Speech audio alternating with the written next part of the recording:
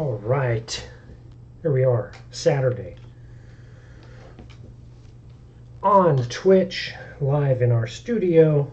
You may notice, if you're one of our followers, that we have had a couple weeks off, which has been very nice, very nice to take a little bit of a break. We have also, for our time off, we have not yet published a schedule, and part of that is because while we were taking some time off, I was just doing a lot of evaluation on the time that we were doing our Twitch live streams, which was 5 days a week, whether or not it was sustainable and really beneficial. Of course, no news to anybody, the past couple of years have been very challenging for small businesses. No different for us here at Green Oaks Gaming. And so a lot of evaluation has been going in, and I'm not on screen. So I'm working on some basing right now. This is for a diorama that is a competition piece. Of course, we have been painting some of the models that are going on this diorama in past videos and live streams. So right now I am just putting down a base paint, a base coat. Still a lot of work to do on this one, but before I can move it to the next steps, I have got to get a base coat down on the majority of it, get it sealed up nice and tight.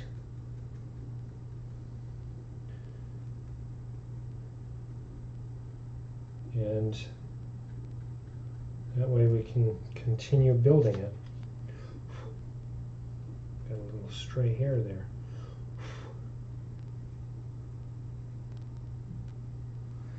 And so, as I was saying, we have not updated a schedule for our Twitch channel yet, because we're still evaluating. Does it make sense for us to stream 5 days of work on top of a full-time job and several different RPG games?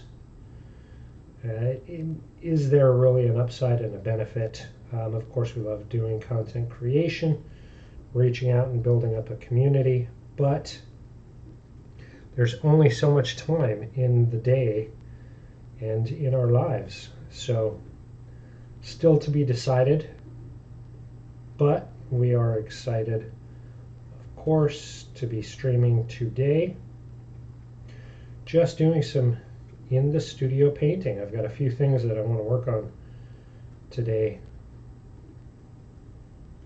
while we are streaming in the studio. So one of the things we're going to work on is going to be non-metallic metal in gold.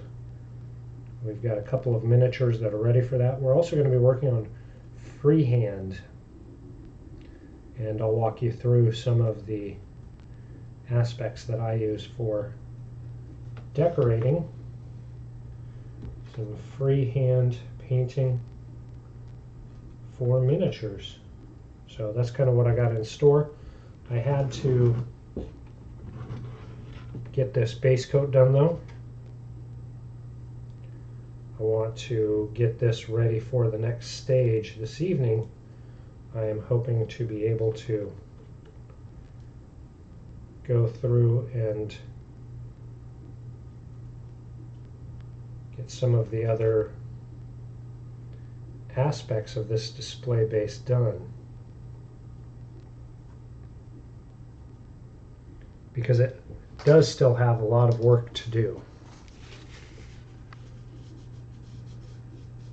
And this competition is actually in September. which sounds like it's a long ways away, but it really isn't. These competitions come super fast, and you don't want to rush at the last minute to get stuff done. So the more time we can spend ahead of it, the better off our entries will be. Now that miniature, of course, is going to have the large undead Oni, and then a samurai miniature. And both of those we painted on streams with a lot of fun. That's our second diorama. We've got one other one that we also did a lot of painting on stream. In addition, we've got some miniatures that will be entered into competitions just individually. And the ogre is one that we'll probably work on a little bit today. Got a lot yet to do with it, but I've got some research to do. It's got this bit on the belt, that green little bit there. I'm not exactly sure what that is supposed to be. Looks almost like stone, but I just don't know what the heck it is. So I'm going to have to do a little bit of research on that and see what it is. I've still got a little bit of elements in the leather on the pouch to do. I've got to do the rope. I am going to do that as a non-metallic metal gold. Oh, sorry, I was off screen. So the rope, that little bit there, that green bit there, is also going to be a non-metallic metal gold. And then I've got to do some linen aspects there, and the hair and the tusks on this one, and then this one will be done. So a lot to do there yet. Today though, we're going to focus on a couple of miniatures that require some non-metallic metal gold, and I would like to get both of these two miniatures finished out so we can start painting some more. So that's my goal. We're also going to be doing some freehand on this one here. So to start out, I am actually going to be prepping up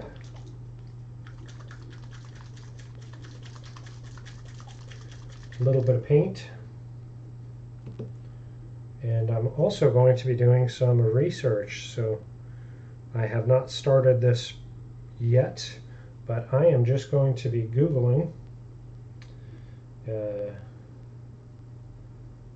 miniature painting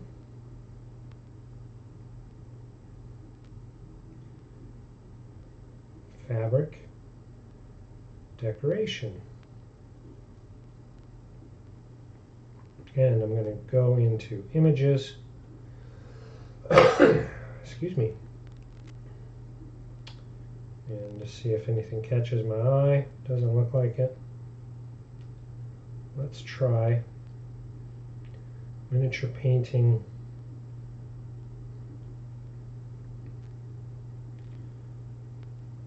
cloak trim. All right. You see a couple of just kind of lines. Not exactly what I'm looking for.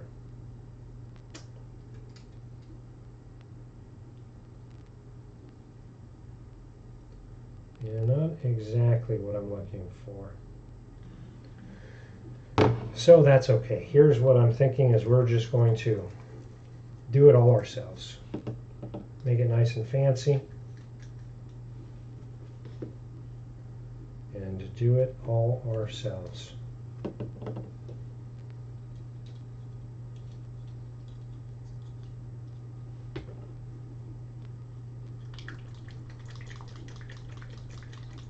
So I'm going to do a couple of layers. Now I want to have trim on both the tabard as well as the cloak.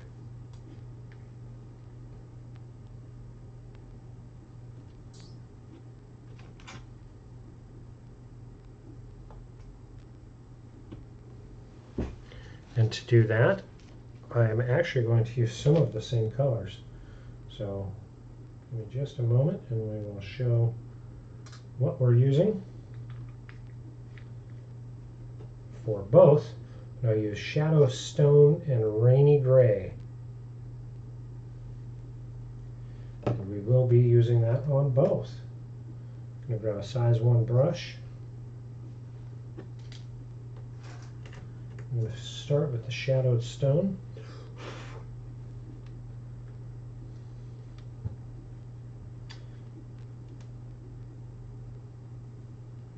And I am just going to start laying down some lines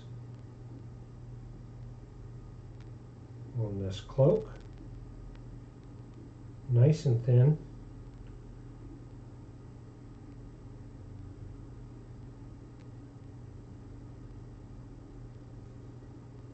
To start, the paint is thin. This line I actually am going to have a little bit thicker than what we're starting out with.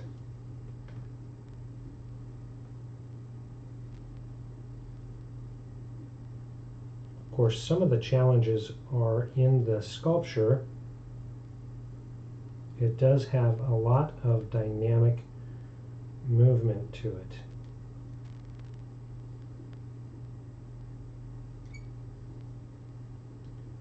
So you have to be very careful because edges will be a little more challenging to keep straight.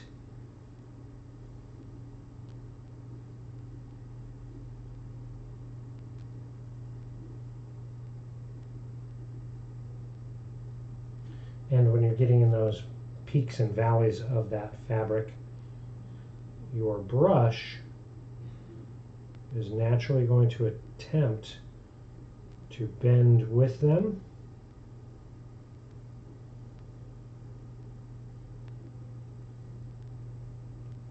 So just something to think about.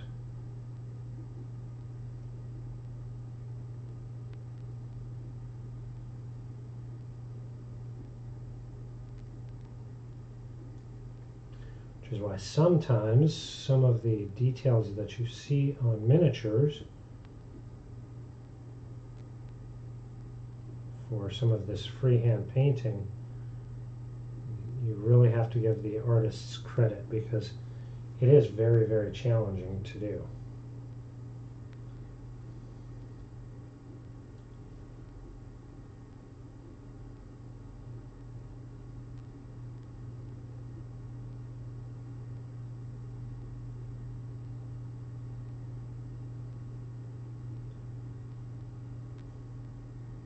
And I'm hoping to keep this consistent on both panels.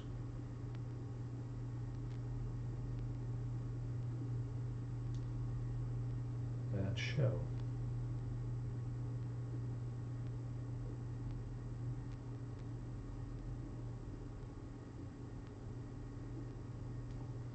Now this one is super interesting because it's got this fold. The fabric folds back on itself, so you're seeing the underside. And so for that, I'm going reverse.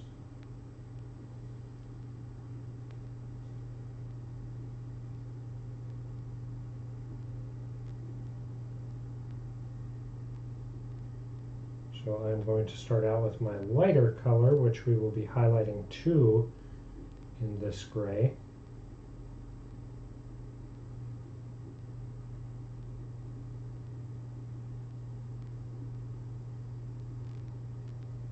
Because I want to show this is the back side.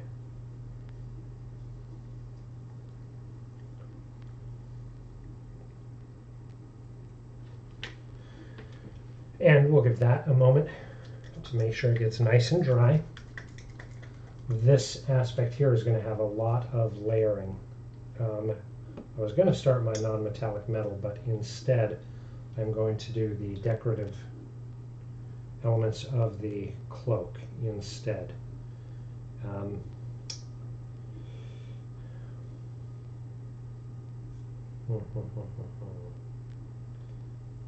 I am going to say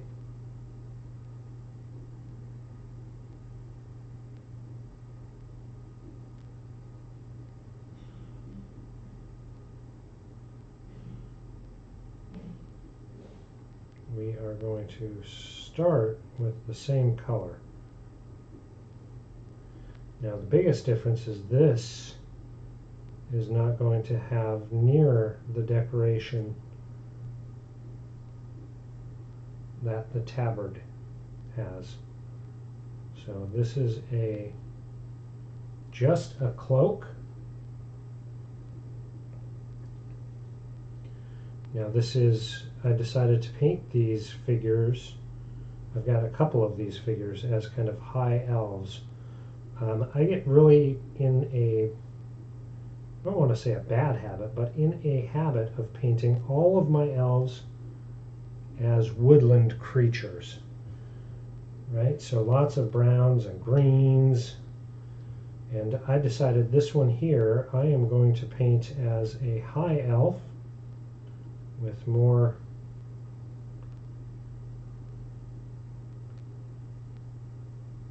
vibrant, let's say, coloring that reflects the sun and the sky.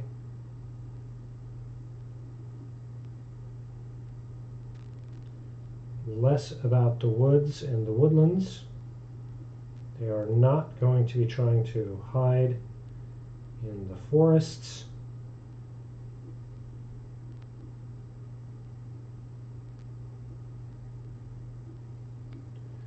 Instead, they live in the cities, and so the natural colors of browns and greens are not going to be as dominant.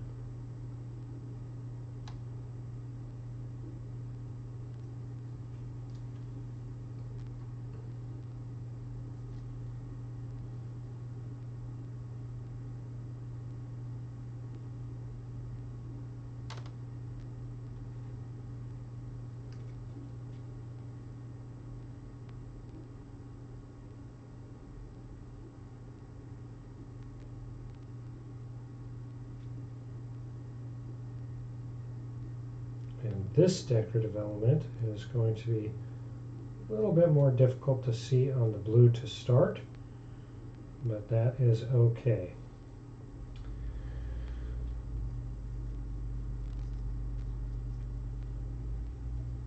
Get that brush nice and clean. Now this cloak does have a bit of a cape built into it, as well as this hood. So we have to decide, are those going to be as decorative as well?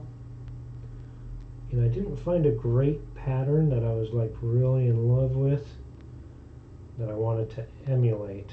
So just having to do this by hand and kind of what looks and feels right.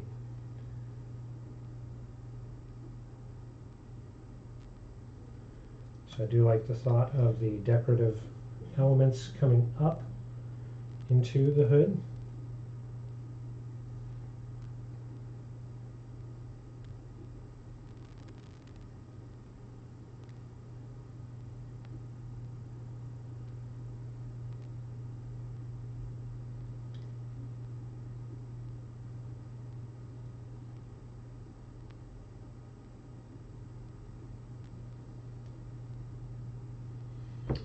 And then for the cape, should we do the cape as well? Yeah, I'm going to do the cape as well. Why not? Let's get this decorative fellow all decorated. Now the cape is going to be even more challenging because of all the folds in it.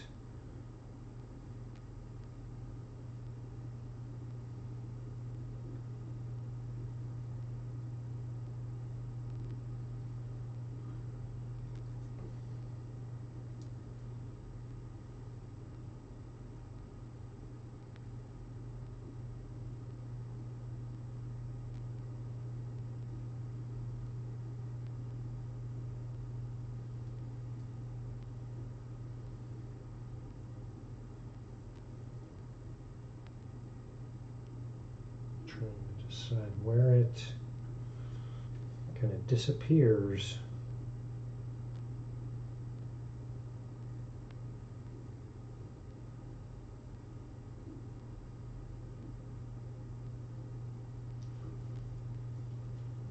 Into the folds of the fabric.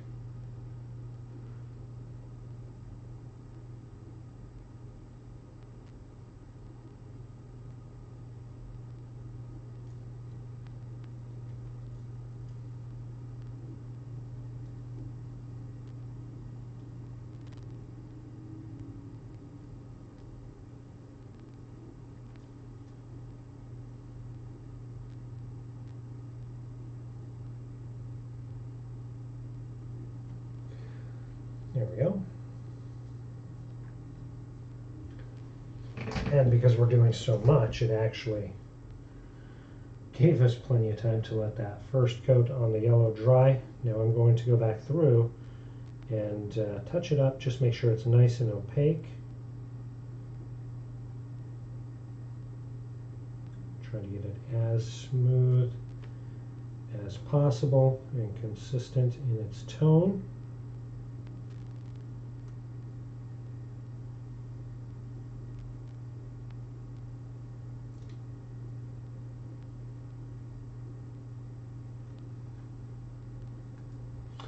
Hope everybody is staying nice and cool or warm, depending on where you're at.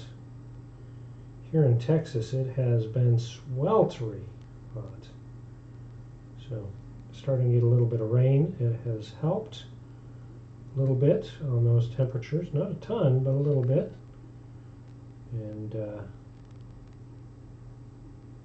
we'll take all the help we can get, because, yeah, it has been hot.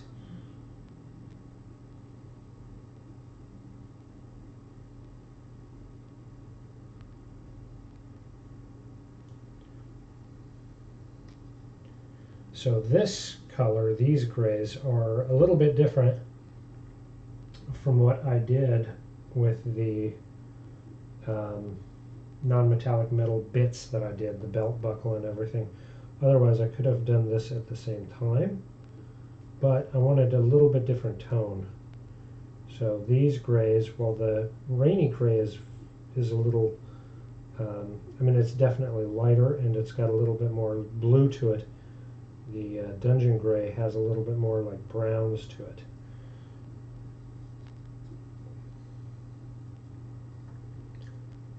So not as blue tuned or hued. All right. Now while that is going, I'm going to pop out a drop of my non-metallic metal gold shadow.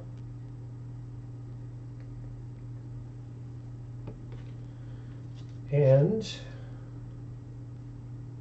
I am just going to start putting down some of this on the elements that we're going to have non-metallic metal gold. So this figure has two swords in scabbards. I'm going to do the hilts of both of these, as well as the pommels.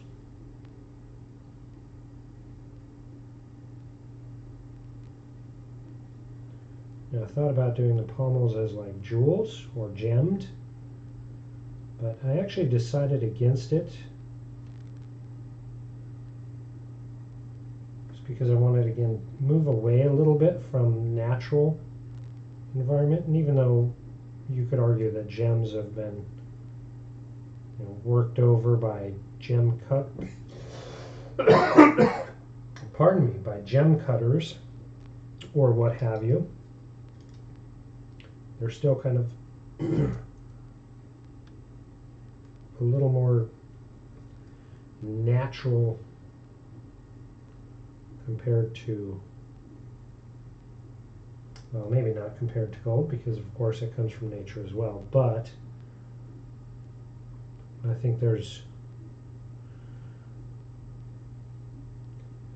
in plenty of arguments you could go either way, but I wanted this to feel very like refined, and in my opinion the gold just had a better appeal to me.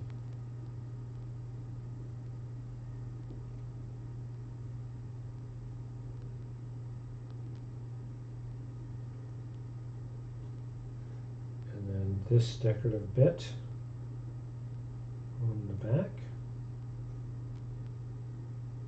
of the quiver, which is a leaf, which is also kind of emulated on the bow, but I'm not going to do those as gold. So yes, it does have a leaf on there, but again, I want this to hearken that it is an elf, but it is a high elf.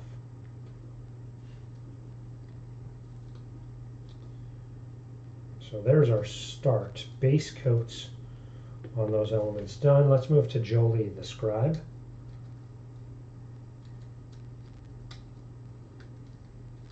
Get her on the handle here. Come on, Jolie.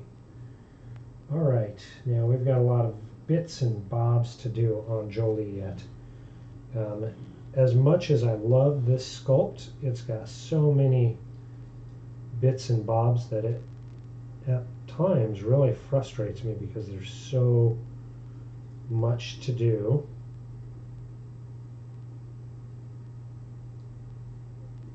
So for instance, on the belt, we've got these keys that hang off. We've got a scroll pouch, which we already did in leather. It's got a bottle, a pouch with quills,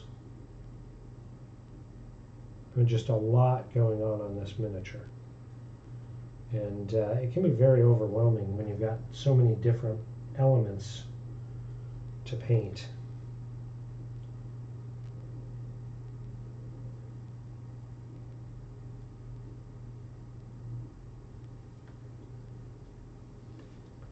So I kind of mapped out what I wanted to do in the gold, and it is more just small little elements of the miniature. So it's not going to have a whole ton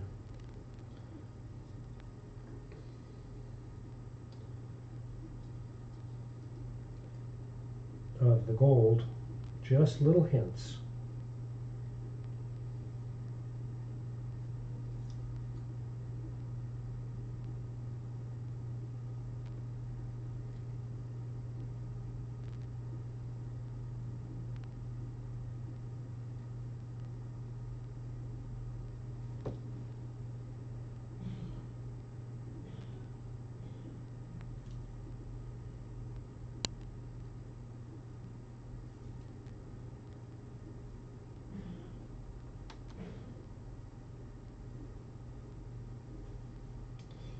Messed up there a little bit too much. Let's clean it up. I don't want that gold going onto the belt.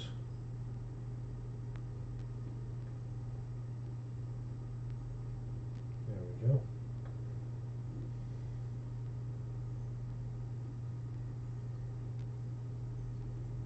Put that excess up.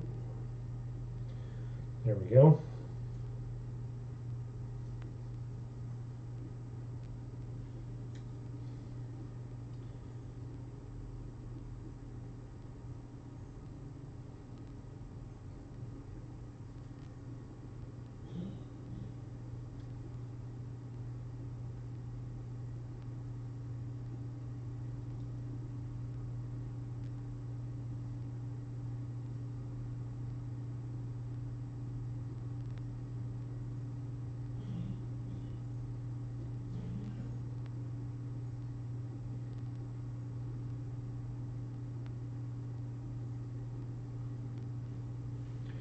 There we go. There is our non-metallic metal base.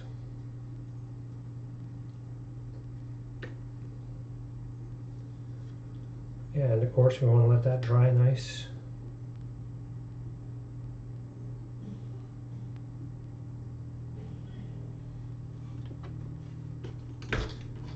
And move back to our elf.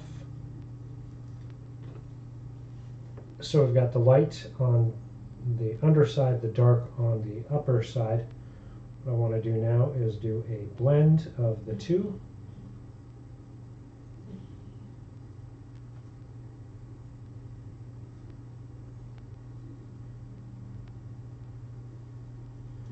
And then I'm going to start just really lightly bringing up my high points. So wherever you're going to be highlighting, from the valleys, I'm going to do this mid-tone, leaving the darkest tone in the recesses.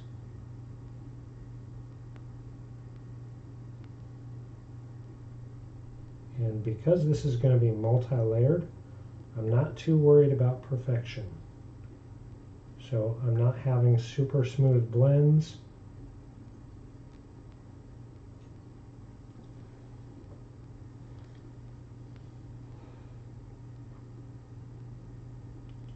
This literally is just a number of small strokes of color, of this blended color.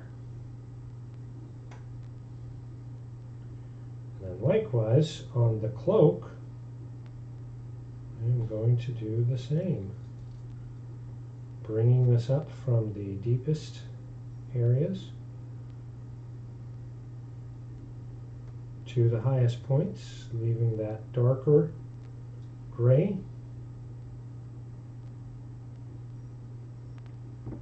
down low, so I get good transition of color.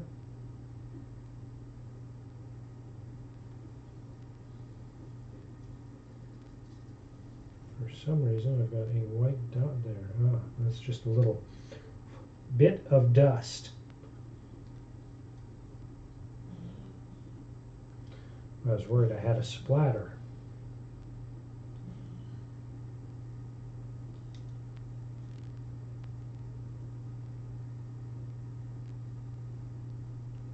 So just very carefully following the original line that I laid down.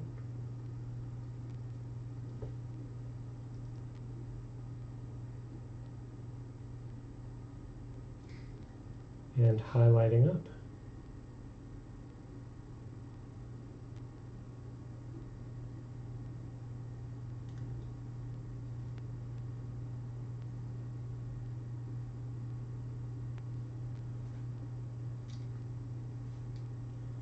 This is what's going to give us our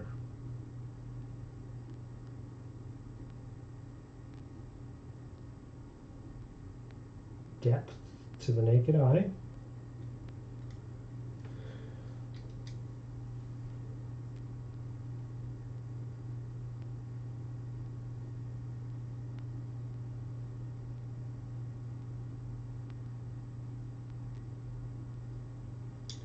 And to make this look decorative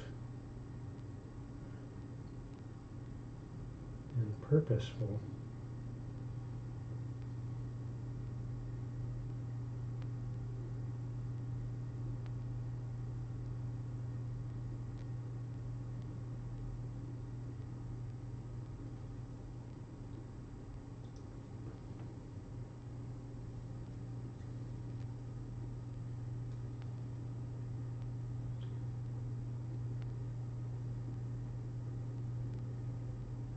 and just like any highlighting, we want to just be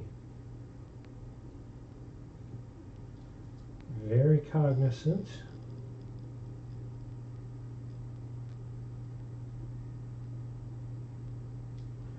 of where we keep our deepest tones, where we're going to lay these mid-tones out, leading up into our brightest highlights.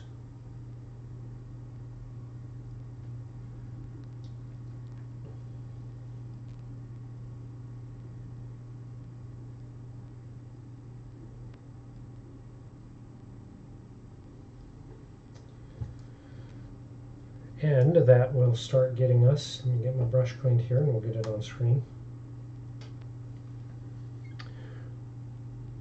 Beginning highlights on that trim.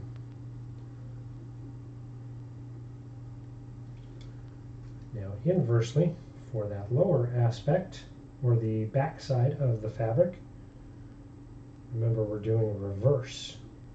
So here we want to start laying in our deepest tones, or shading away from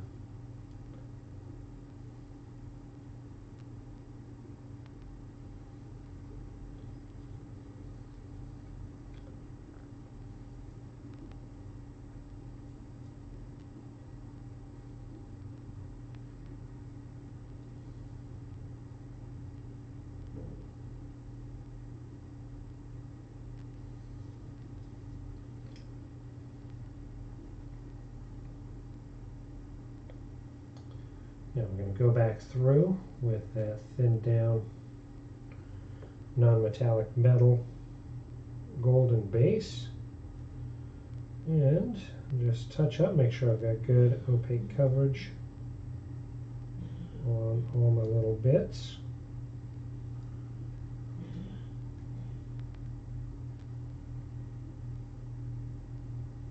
On both of my characters.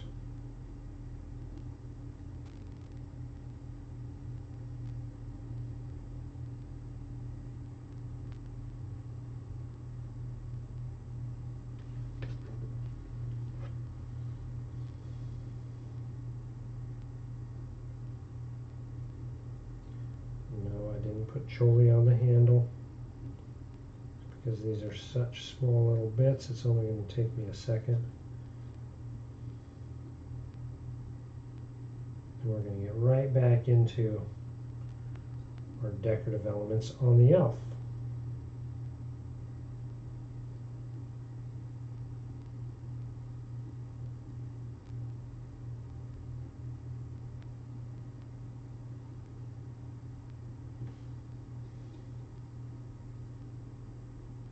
I missed a whole part there. The underside of this mirror.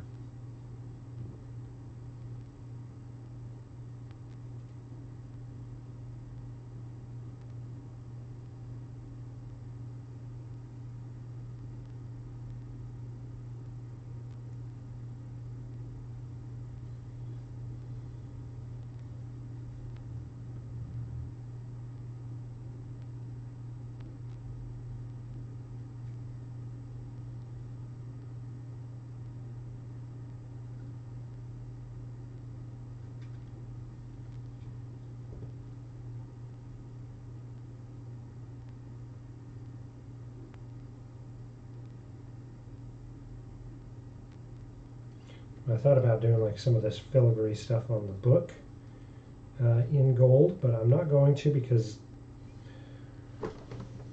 the reflection wise I don't think would translate very well on the underside of a book.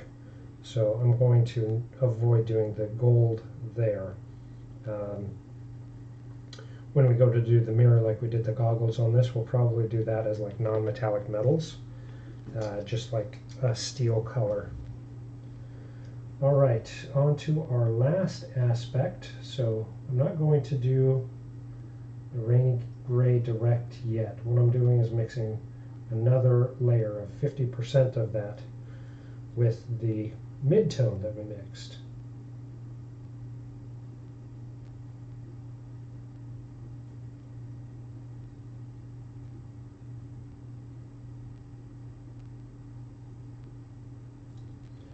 So just one more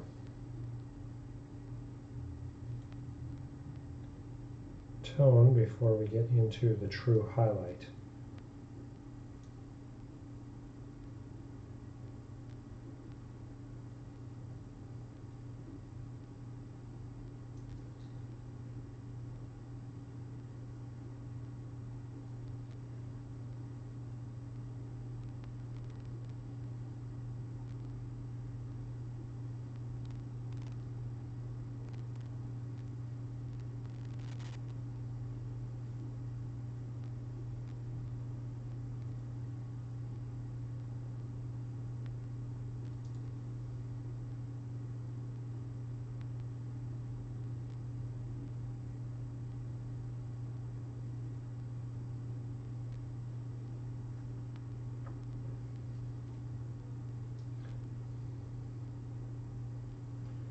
And this just allows us to really make sure that our highlights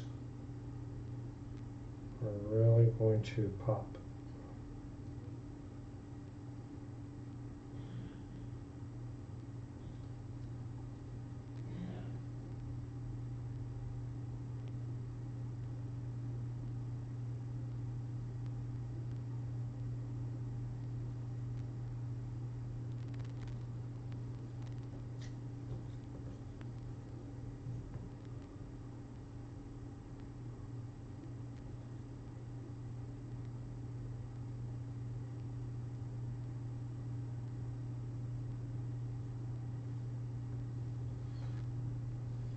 And on our cloak,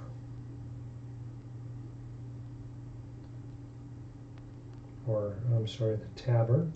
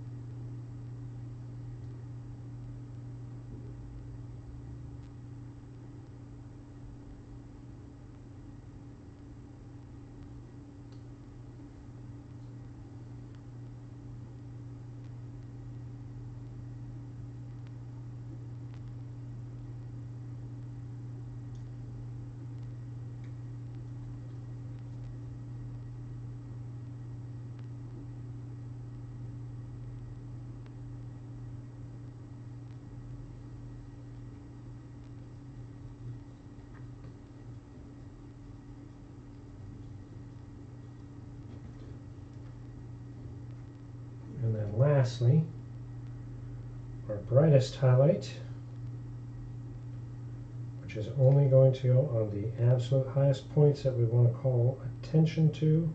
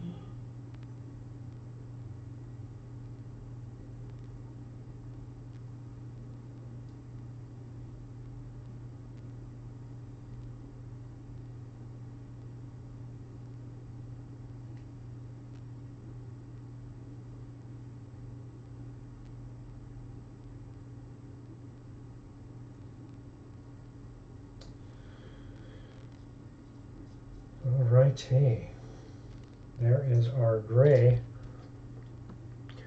decorative elements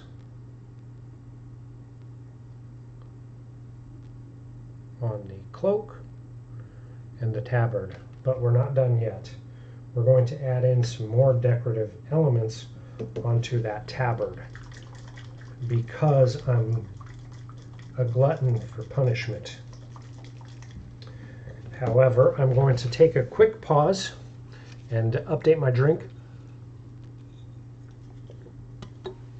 So I'm going to mute real quick and be right back.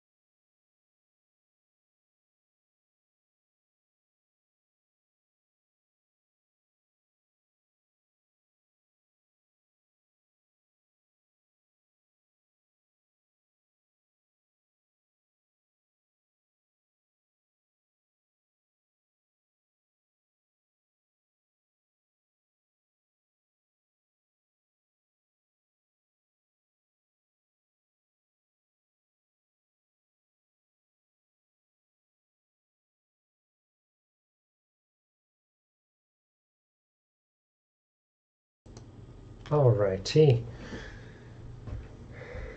Had to quench the thirst a little bit.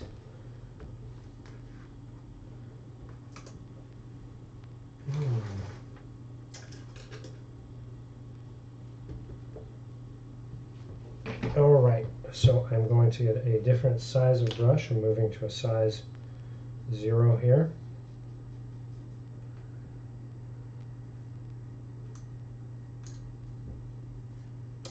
And I've got some oranges. Carrot Top, Lava Orange, and Explosion Orange are the colors I'm going to use next.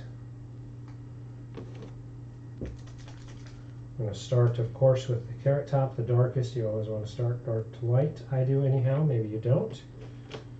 It's all personal opinion. Play around and see what you like. Who am I to say?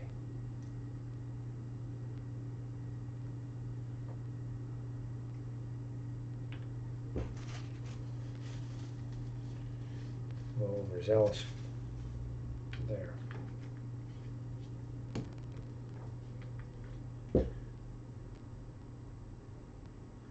I'm not going to be using very many of these colors, or very much, I suppose is the better way to say it. I'm not going to be using very much. This is very little amounts of trim that I'm going to be doing. Ergo, I'm just putting 2 small drops on the wet palette, which is still going to be too much. But that's okay. The pros are you get about 300, 350 drops per bottle. So it goes a long way. Alright, so what I want to do is bring in some oranges into this gray. So what I'm going to do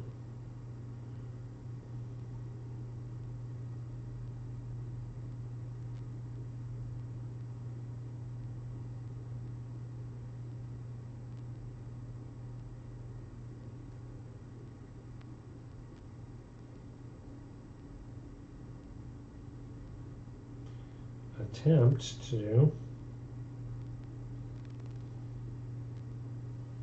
is to do a finer line near the base of that gray.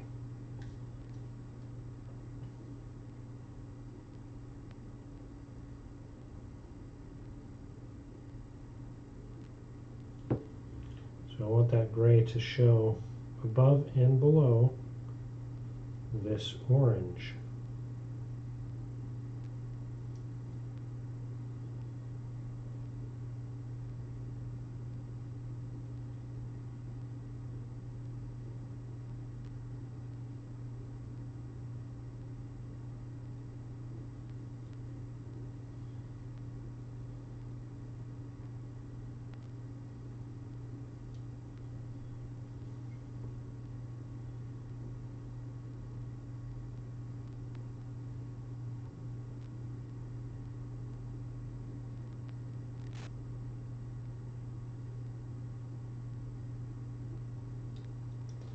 And I want to do the same near the top.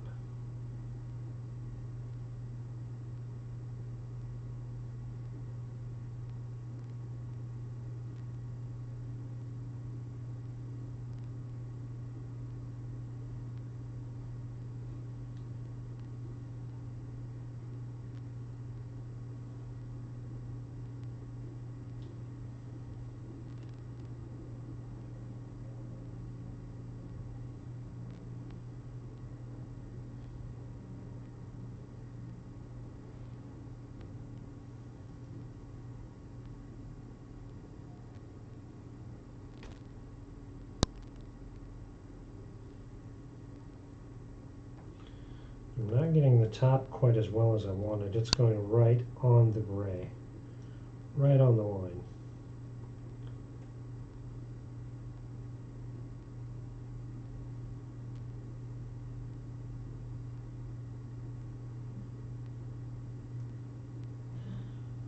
So then we have to decide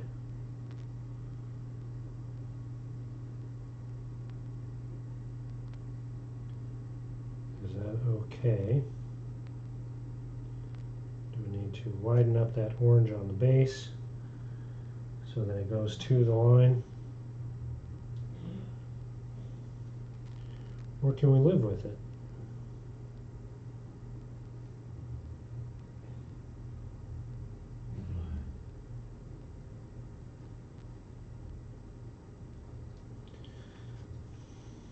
My thoughts. I'm going to live with it.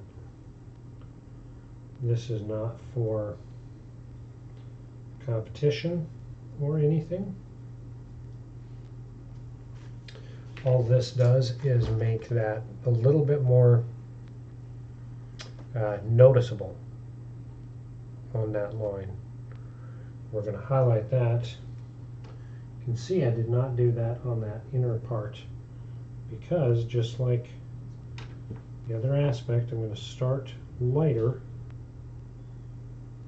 and highlight darker.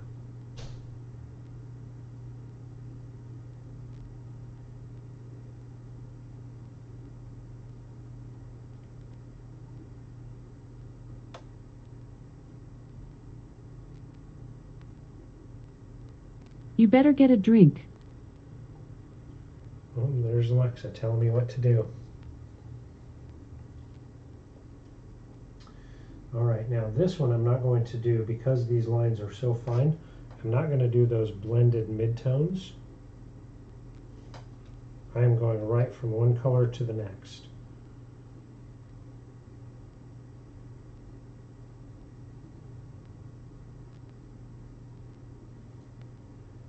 Same exact principle that we did in the gray, bringing this midtone.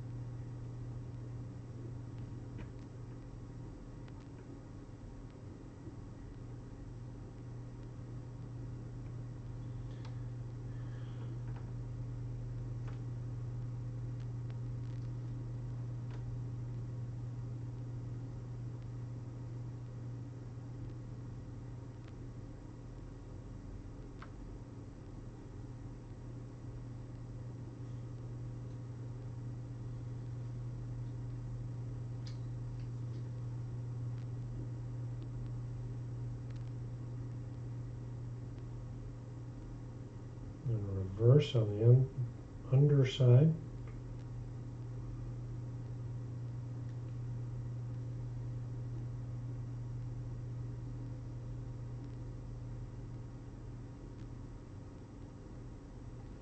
A little too zealous there. Let's see if I can clean that up just a little bit.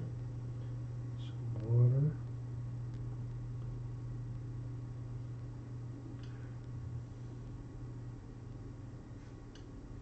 Pull that back a little bit.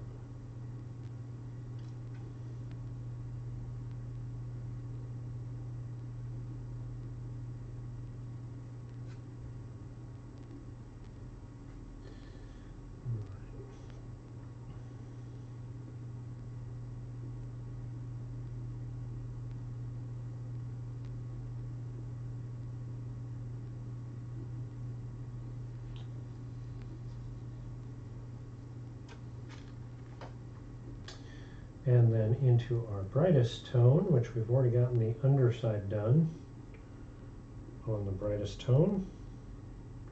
So on the underside, we've got to do the darkest tone.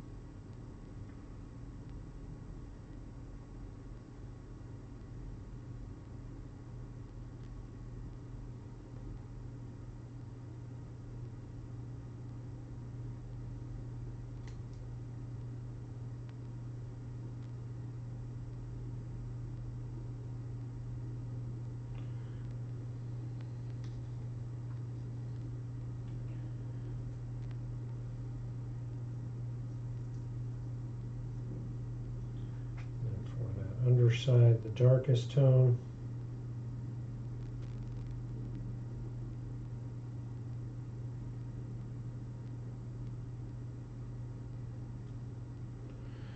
There we go.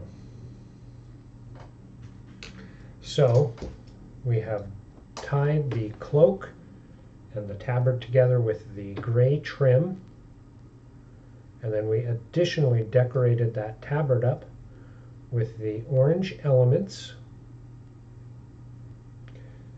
Now I thought about doing something like a sun design or something like that, but I just think it'd look a little funky on that.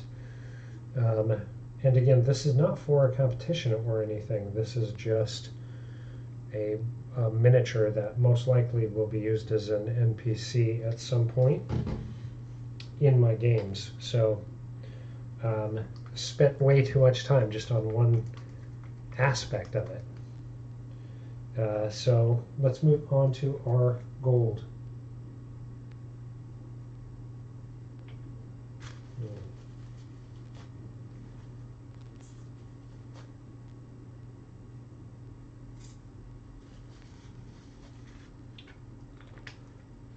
I thought I shook these pretty well. And my vortex, I've got my photo box up, so my vortex isn't in good reaching area.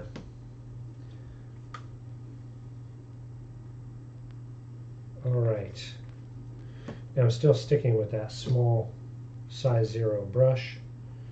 The elements that we're doing here are pretty small and tight, so I'm going to mix some of the shadow with the midtone. Actually, going to thin that down a little bit, add a little drop of water, see how that looks. It's still a little thick. One more drop of water. Oh, that was a big drop.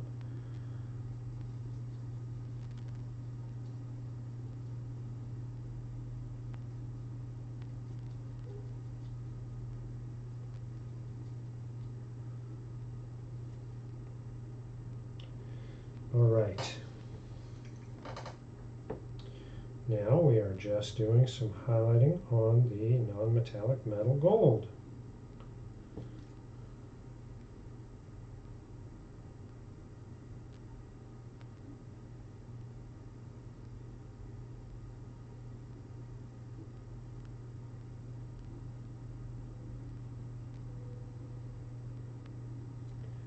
And what I want to do is just keep that shadow color as deep as possible.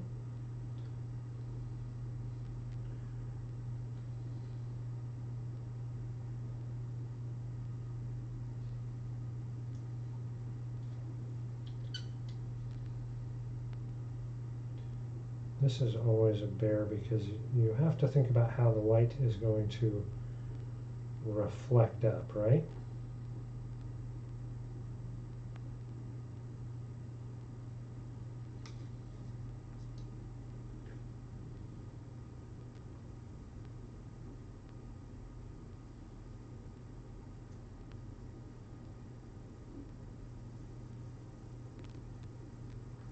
And just mix another little bit.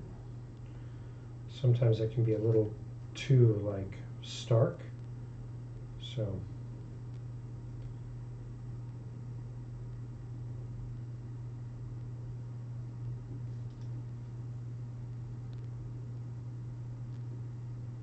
want to just pick your battles. Where are you going to highlight? Where is that shadow going to rest? How are you going to get from your dark to your shadow? One thing with metal,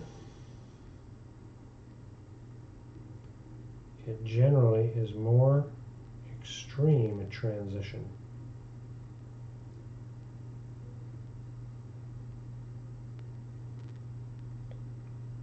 So your transitions happen fast. You don't want too much of the shadow in comparison to the item. Now we're going to do those same blends on Jolie here.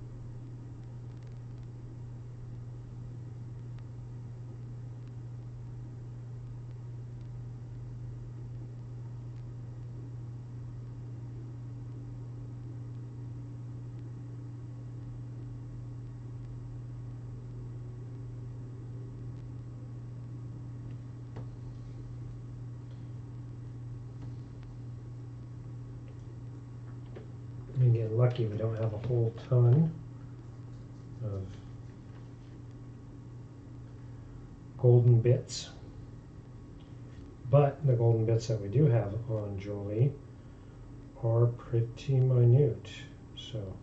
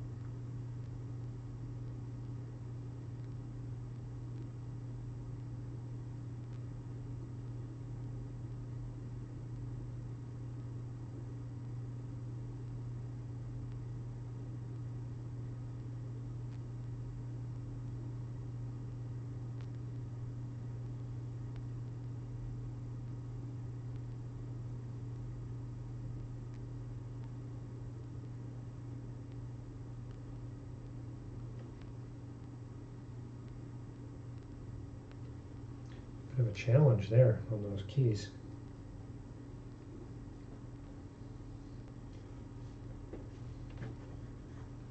Now we move straight into the midtone. This is where the gold aspect really starts ringing.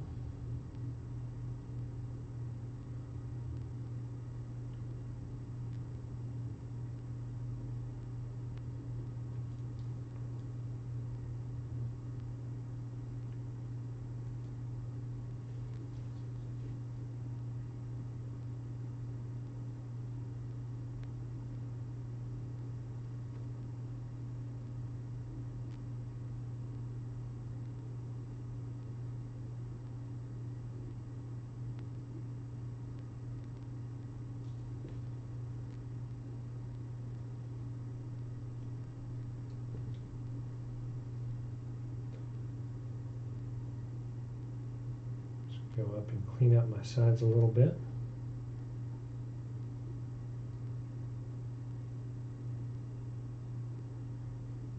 And my edges a little bit.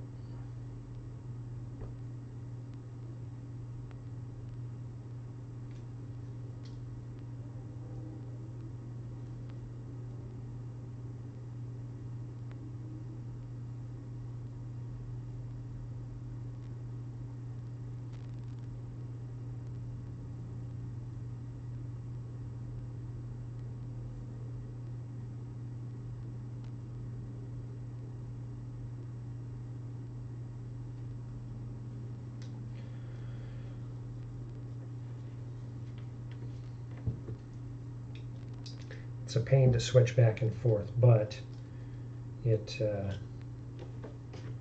actually works pretty good, so I'm going to do it.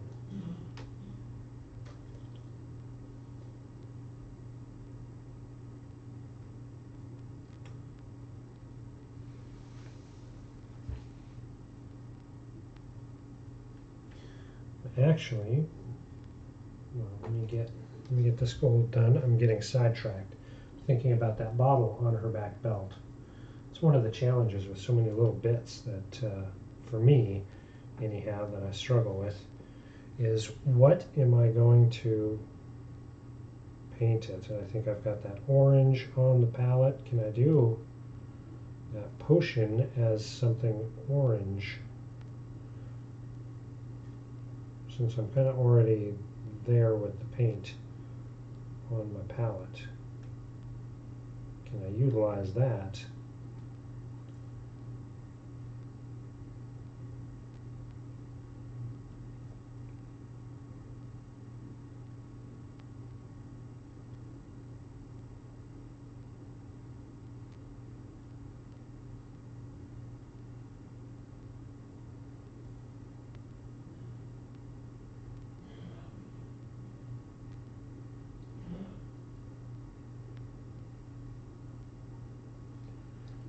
I don't know if you can hear in the background a little bit of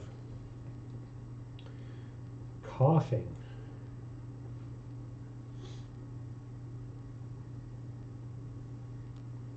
We got someone who is not feeling very well here, so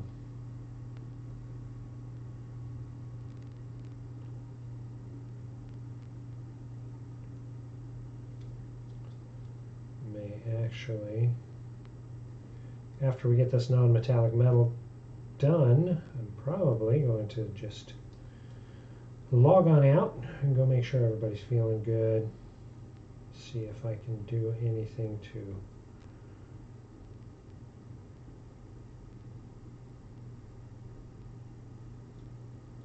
make Tammy feel a little bit better. Had some super nasty rain come through, so there's a worry that it's just some very bad allergies, but spring colds are no good.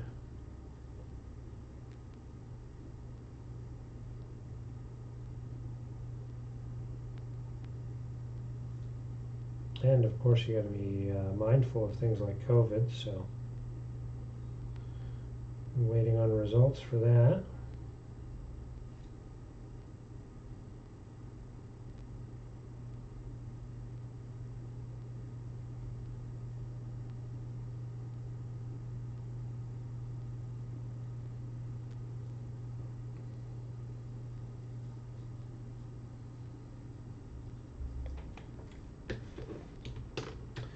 All right. Now we're going to the non-metallic metal highlight. This is the triad. I don't know if I showed these or not, but this is a non-metallic metal gold shadow, gold base, and highlight. So triad from Reaper Miniatures, good stuff. I really recommend using triads as much as possible.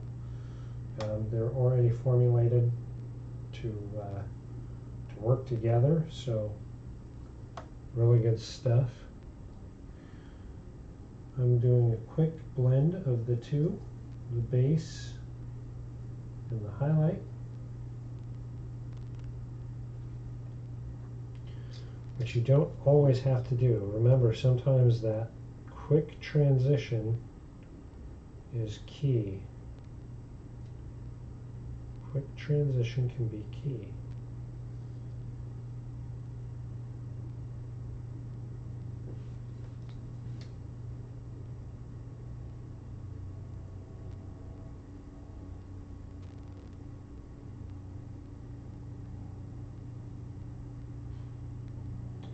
As I move up into these highlights,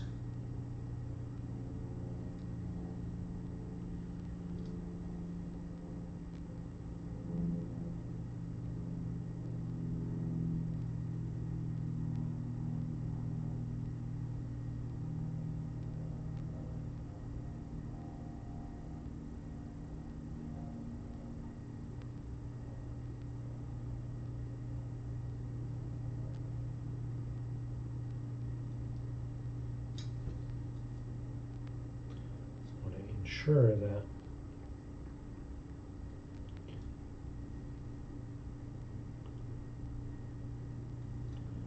Got good consistency.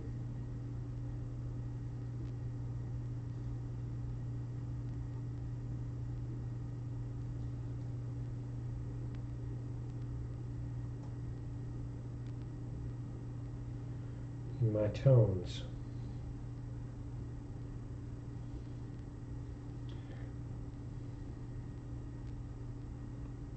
So I'm doing a little too much, and especially for NPCs on my tabletop, but that is the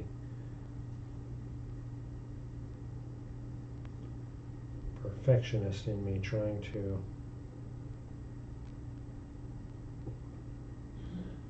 make sure I'm doing the best possible job I can. So these ones are getting really close to being able to go up on Instagram. I just did a photo dump on Instagram a few days ago, well, probably a week ago now, but getting very close. So this one I've got, of course, the non-metallic metal golds, but I've got this bottle and then those quills and then the book. So 3 things there. Here I've got the non-metallic metal and then the quills on the arrows, of course basing on both, but getting super close. Again, for these miniatures, these were not intended to take this long. These were going to be quick paint jobs for tabletop NPCs.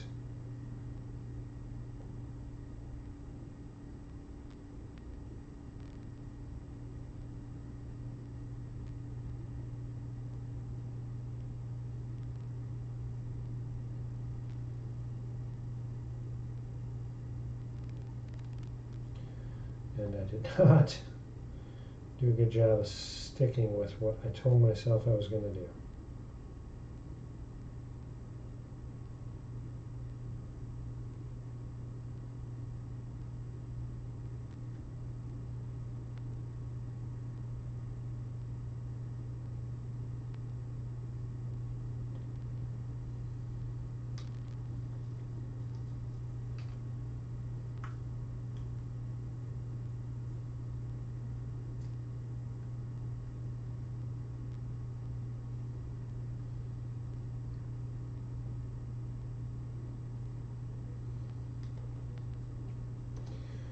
But this figure is super bright. I mean, that was my challenge. More bright figures. Ooh, he is bright. That yellow is pretty vibrant. Pretty vibrant.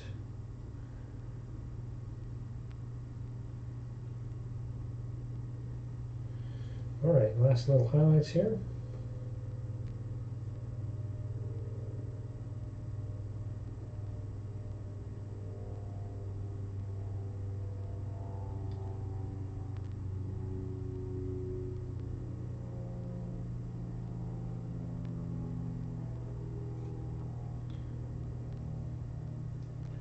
And depending on how bright you go, you could add just a dot of bright white. That really makes it really stand out. However, I've been getting a lot of grief saying that that is a 90s thing and I need to let it go.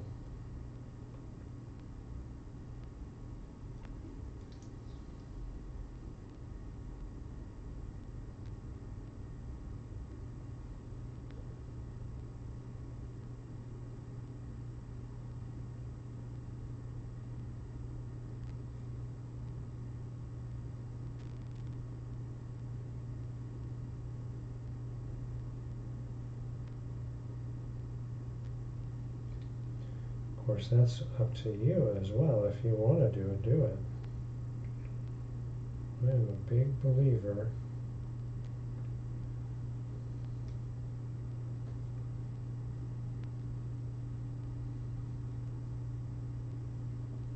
in do whatever makes your minis look the way you like them. So there we go. Non-metallic metal gold.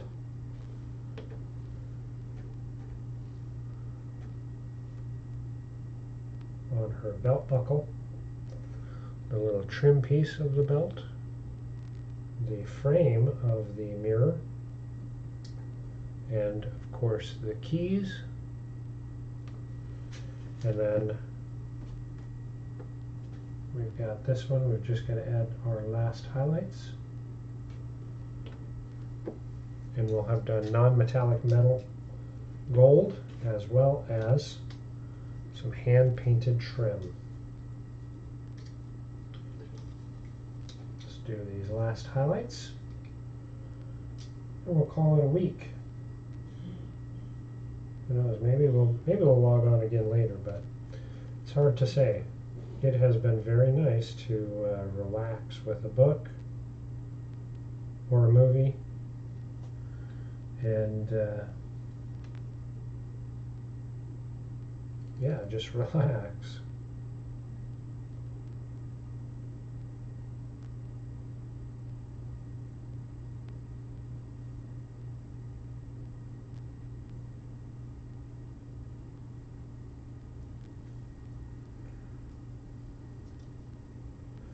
Without having to fill up the space talking.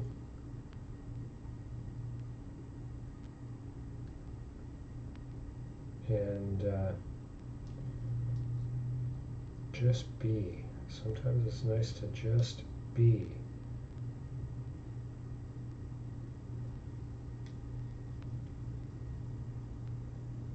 There we go.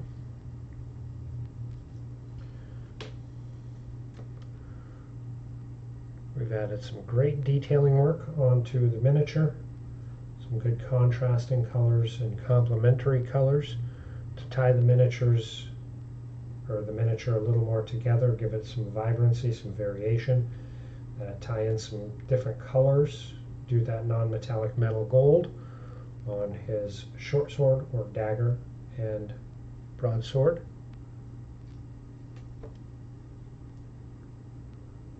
And yeah, overall getting closer. We've got a little bit of detail work yet to do on the quills or the fletchings of his arrows.